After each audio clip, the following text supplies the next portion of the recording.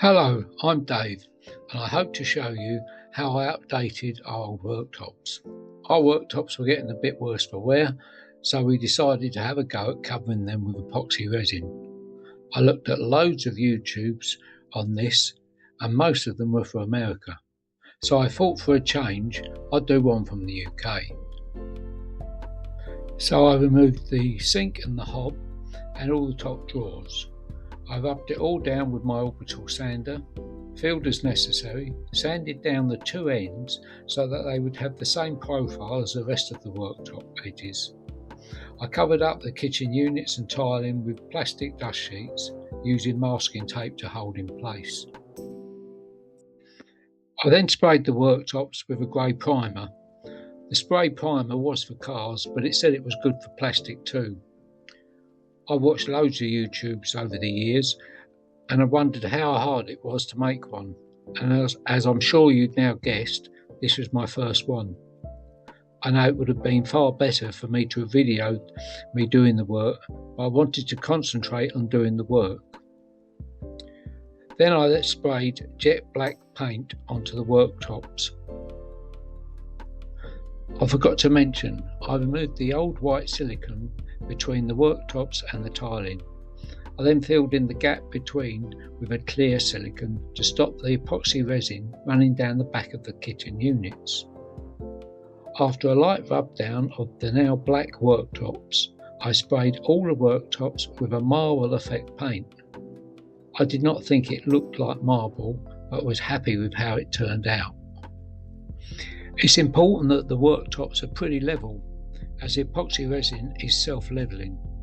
As you can see, I used a car jack to level one of my worktops up. Not very professional, but it worked. Next, I ran a tape around the cutouts for the sink and hob to stop the epoxy resin running into the kitchen units.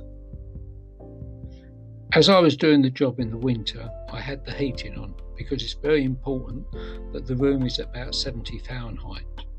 The epoxy resin I was using was from a firm called Craft Resin.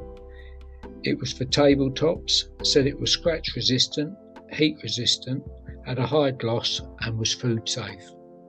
Before mixing the epoxy resin, I placed the resin and the hardener bottles into hot water so that they would flow easier. I was wearing gloves and had the door wide open for ventilation. I poured equal amounts of resin and hardener into a new bucket. I stirred it well first by hand, and then I used my drill with a paint mixing paddle to give it a really good mix. I poured the epoxy resin straight out of the bucket onto the worktops.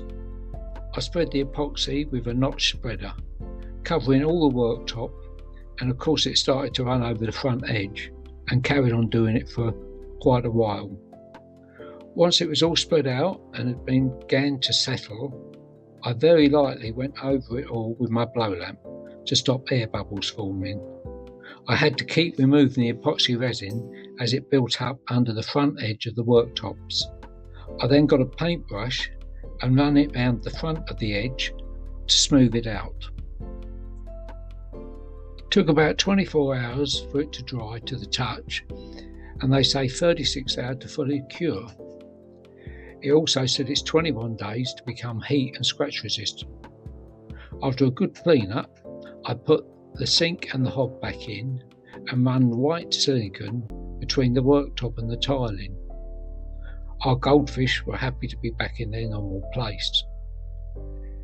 The job was not perfect, but we are very happy with how it turned out. I must say, it was easier to do the worktops than it was to make this YouTube. I hope all of your projects go well.